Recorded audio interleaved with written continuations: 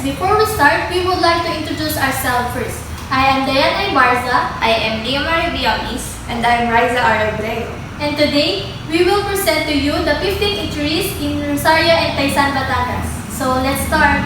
Rosario and Taysan Eatery. Quatog's in Rosario is a new eatery that quickly gained popularity for its delicious food despite its simple interior. The standout feature is waterfall design, which add a relaxing touch to the dining experience. They have served local favorites like lomi and rice too, and the area remains cool thanks to the surrounding trees even without air conditioning.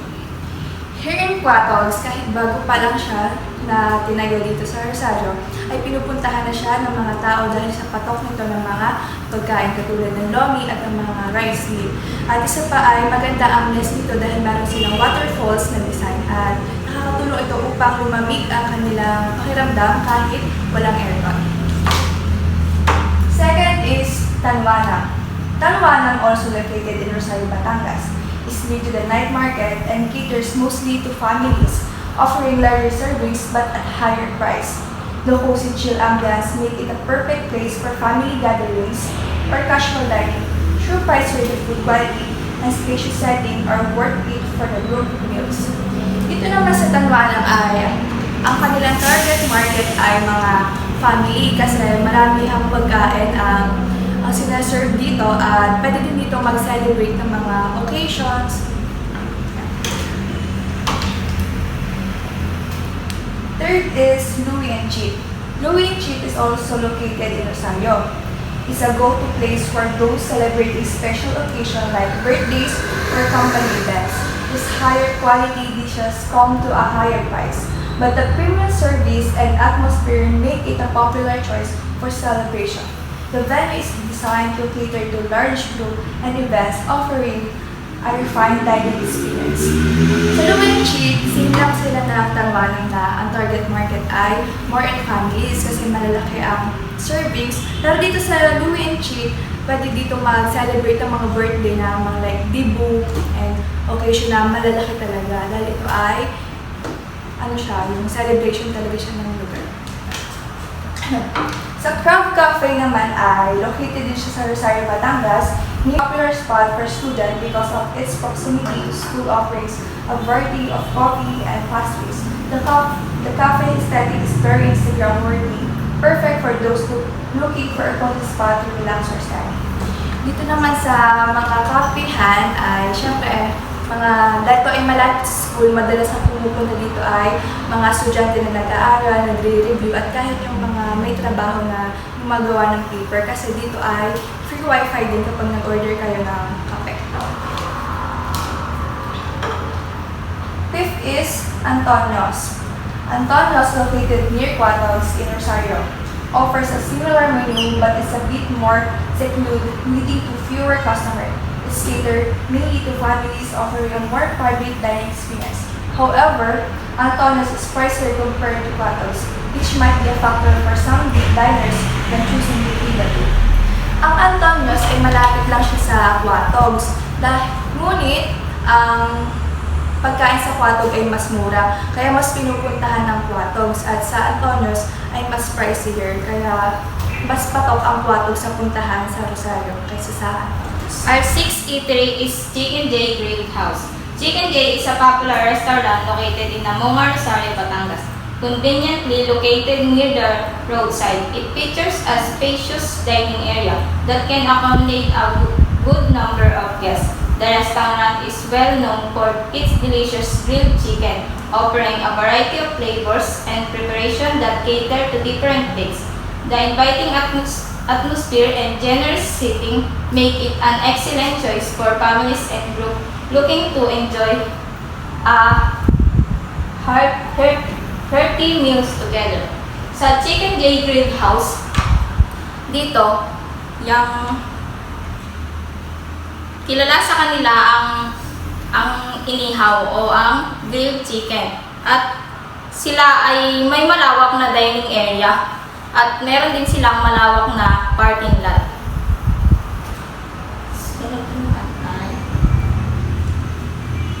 The seventh eatery is Alan Lomi House. Is conveniently located near the town of Taysan, Rosario, Batangas. This eatery features both indoor and outdoor dining areas, allowing guests to choose their preferred setting for enjoy their meals. Alan Lomi is specialized in lomi, offering a variety of preparation that highlight the dish in the signature thick noodles and savory broth. The combination of a welcoming environment and delicious food has made Alan Lomi a popular destination for those seeking a delicious noodle experience in the area. Sa Alan's Lomi naman, kilala dito ang Anlang Lomi at affordable itong nabibili. Sunod ay ang Mateos Lomi House. Mateos is a charming eatery located in Pinagsiban, Rosario, Batangas, easily accessible from the roadside.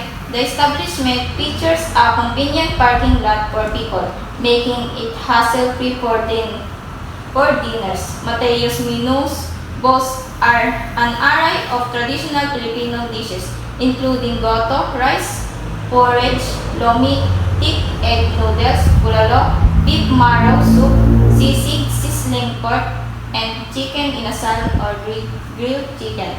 With its affordable price and comforting home-cooked flavors, Mateo has become a favorite spot for locals seeking satisfying meals without overspending.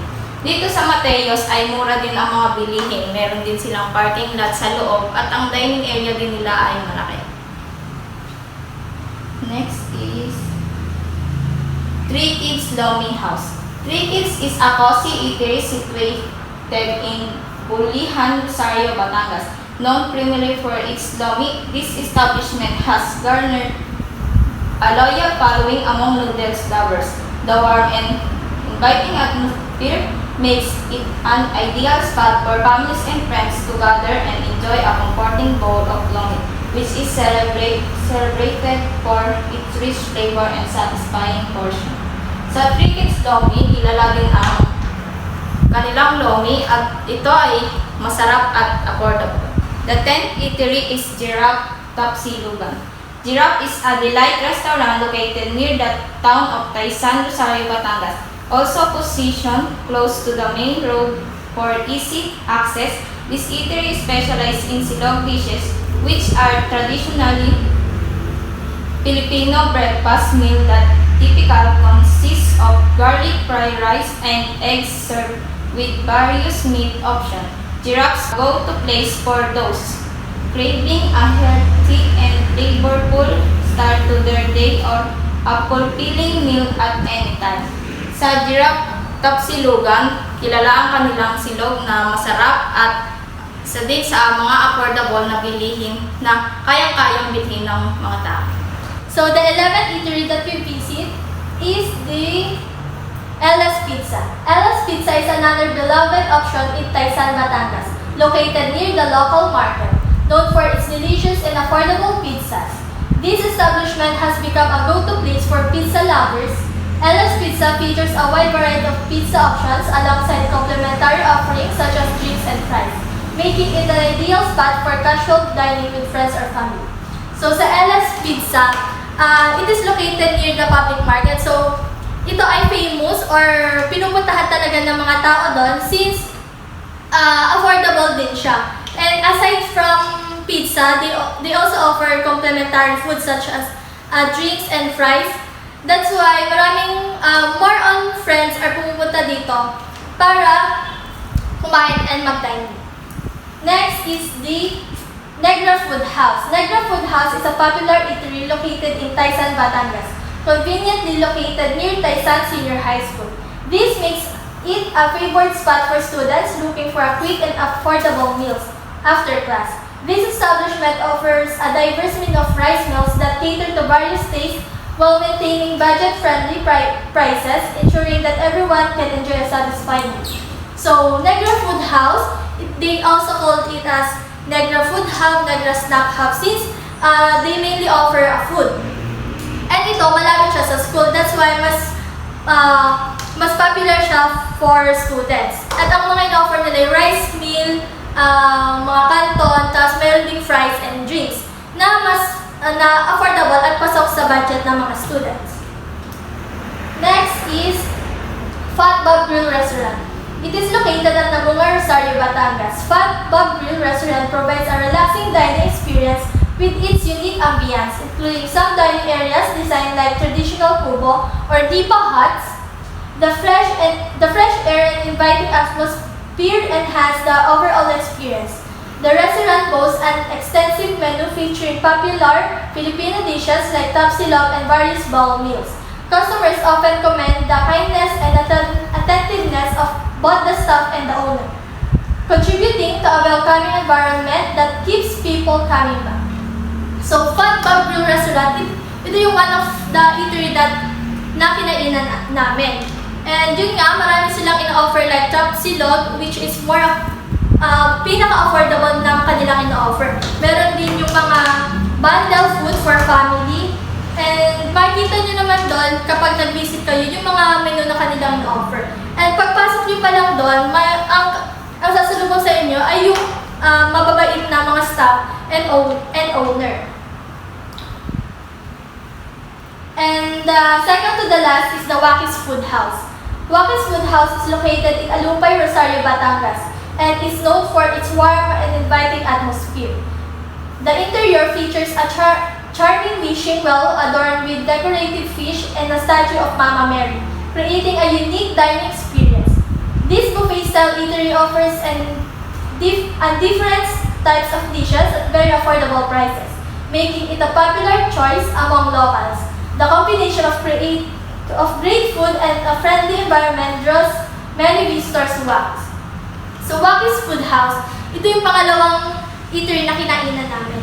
And maraming tao pumupunta dito since for the price of 198 pesos, may makakain ka na ng unli. Eat all you can kasi siya. And yun nga, meron silang wishing well, which is patok din sa mga bata kasi may fish doon. And the last one is the Margot Eatery. Margot Eatery can be found within the market in Taysan, Batangas, and it is owned by Mrs. Margot Marquez, who has dedicated 20 years to providing quality service and delicious food. Known for her kindness and hospitality, Mrs. Marquez has created a welcoming space where customers can enjoy a variety of lutong bahay, home-cooked dishes. The affordability of the meals makes Margot Eatery a favorite among students and locals alike, ensuring that everyone can indulge the hearty and comforting food without increasing the price. So, Margot Eatery, ito yung last na kinainan namin, which is located in Taysan, Batangas, inside the market. So, dito, karinderya siya. So, marami siyang option. Marami silang option na in-offer, like yung mga lutong bahay na ulam, then yung mga hotdog, gano'n. And mabait yung may-ari dito, si Mrs. Marquez. That's why marami kumakain dito mga students, marami din yung mga tricycle driver, at yung mga nagsisimba, dito din kumakain. Ratings overview. The first eatery that we ate is Fat Bob Grill Restaurant, which is 4.1 equivalent to good. Due to several strengths in the establishment operation, true there are some areas that could be improved.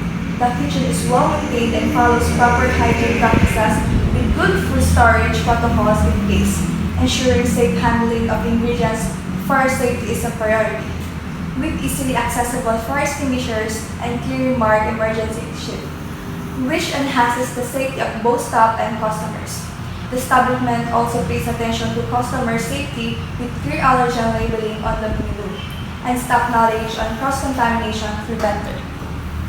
However, the eatery has no bathroom available for disabilities, and we also observed that the surroundings are full of stones that which is prone to slip, trips, and fall, and it's delikado sa mga bata, mga naglalaro o kumakain at sa matatanda dahil puro sila bato. And third ay yung bubong ng kubo kapag umuulan ay tumutubo at meron dito sa banda dito na saksakan ng kuryente. Pwedeng makuryente yung tao nandun kung ito ay mahawakan or magsaksak siya na something. At panghuli ay ang mga nagsaserve ay hindi nila na-evaluate yung proper protocol na wala silang protective gear na pwede itong magkaroon ng cross-contamination sa mga kumakain. The second eatery we rate is Waki's Food House, which has 4.3 equivalent to good. At this eatery, the food is affordable and budget-friendly. This eatery has proper hygiene in the kitchen. They have a fire extinguisher that can be found in the dining area. There is a large emergency exit. Also, there is a proper food storage, and before they enter and go home, they clean the eatery. On the other hand, sa Waki's Food House ay kailangan pa ng improvement kahit sulit ang kanilang mga pagkain. Tulad ng wala silang mga comfort room para sa mga taong may disability. At ang kanilang lapag sa labas ay puro bato na pwedeng pagmula ng slip, trip, and falls. At sa buffet area, ang kanilang ma-stop ay walang proper gear na pwedeng pagmula ng cross-contamination. And the last eatery that we rate is the Margot Eatery, which has a 2.8 rate equivalent to average, it impacts the establishment safety and hygiene practices. While the kitchen follows proper storage protocols and is equipped with fire extinguishers and marked emergency exit, the staff does not wear any protective gear, which can lead to cross-contamination. And also, they do not have any procedures to prevent cross-contamination. But they have a knowledge, but they don't use it to prevent the cross-contamination. But overall, this eatery is good and affordable. Next is the strength that 15 eateries excels. First one is good ambience. Sa lahat na nakainan namin na eatery ay mapapansin namin na malinis ang kapaligiran at komportable kumain. And second and third is quality food and affordability. Kahit mura yung food, ay quality naman yung pagkain. Kaya ang kinain namin ay sulit. Sa consistency naman ay kung ano yung unang kain namin at yung lasa ng pagkain, nung bumalik kami, ay ganun pa. Next, the fifth strength is easy access. Dito, pwede mo siyang ma-search sa social media at pwede mo din siyang ma-search sa Google Maps. Sunod ay very accommodating owner and staff. Sa aming pagpunta sa eatery, yung maasikaso ang mga staff at mababait. 7 is a large parking lot. Sa lahat ng aming napuntahan, meron silang mga parking lot para sa mga vehicles. 8 is has emergency exit. Sa mga eatery aming napuntahan, malalawak ang kanilang exit na mas madaling makakaalis ang mga tao kung may nangyari mga sakit. So next is improvements. When we say improvements, these are the practical steps that the eatery could take to improve their risk management. So first is conduct a risk assessment. Dito papasok yung aalamin nila yung mga risk, pwedeng maging risk sa isang establishment na kanilang kinatatayuan. Kasi yun nga, if may risk, ay pwede nila ito ma-implement agad or ma-solutionan agad. Sila ay magiging proactive na isang staff sa kanilang workplace. Next is implement food safety protocols. Dito naman papasok yung pagsasagawa ng protocols when it comes to food, like handling food, serving food. Since yun nga, if hindi proper yung pag-handle ng food, ay pwedeng dito magsimula yung pagkakaroon ng cross-contamination, pagkakaroon ng foodborne illnesses ng isang customer na kumain dun sa establishment. Third is develop an emergency plan. Kaya nagde-develop ng emergency plan in case of an emergency like fire, since hindi naman may iwasan ng fires sa isang food establishment. Kaya naman, if may emergency plan sila, ay mas magiging aware sila if ano bang dapat gawin. The fourth one is invest in staff training. Yun nga, ang pinakaunang dapat gawin ng isang owner ay if tatanggap sila ng employee or ng employee nga ay yung ititrain muna nila ito bago isabak sa kitchen area. Since yun nga, pwedeng yung mga staff na walang proper training ang maging cause ng cross-contamination or pagpapasa ng mga foodborne illnesses sa customer na kumain doon. The fifth one is maintain equipment regularly. Dito papasok yung paglilinis ng mga equipment before and after working. Kasi yun nga, pwede yung equipment ang maging mainly source ng pagkakaroon ng foodborne illnesses ng isang tao since if hindi nalinis ng maayos yung mga equipment ng mga ginamit. The sixth one is implement cash handling policy. Mag-i-implement ng cash handling policy ang isang establishment in case na hindi naman may iwasan yung may manakawa sa isang establishment then hindi alam kung saan ang galing. And kaya naman, if merong handling policy, ay malalaman agad nila if saan ba nawala or saan ba nanggaling, kung bakit nawala yung mga pera na nasa kanilang establishment. Para din maiwasan yung pagkalugi kasi pwede yun maging cause ng pagkalugi ng isang food establishment. 7 is review insurance coverage. Dito naman papasok if may kalamidad ay mas masisecure nila yung kanilang property if na-damage. Kaya naman, hindi masyadong kakaroon ng pagkawala ng pera if may insurance coverage nila sa kanilang establishment. And the last one is engage with customers. Dito naman papasok yung pag-interact ng customers, ng staff, and the owner. Since yun nga, if may interaction between customers and staff, ay mas malalaman ng staff if may problem ba sa kanilang establishment, may improvement ba. Dito kasi papasok yung reviews ng isang customer. And sa tulong ng reviews na yun, mas mapapa-improve pa yung food establishment at mas magagawa ng solusyon if may problem na nakita yung customers. So last is overall grade. The overall grade is 1.5 to 2.4 which is equivalent to poor. Kaya naman poor ang naging overall grade namin sa 15 eateries since mostly sa mga na-observe namin ay wala talaga proper gear, which is yun ang pinaka-importante sa pag-handle ng isang food establishment. Ang ginagawa nila ay wala silang sinusuot na gloves, hairnets, and aprons na very important sa pag-handle ng food at pag-serve ng food sa isang customer.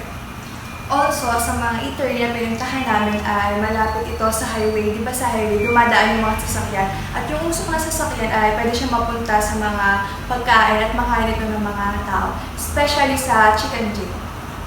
Additionally, yung sa Patbab, sa Negras at sa Antonios, yung kanilang mga extension ay walang waterproof safety protection.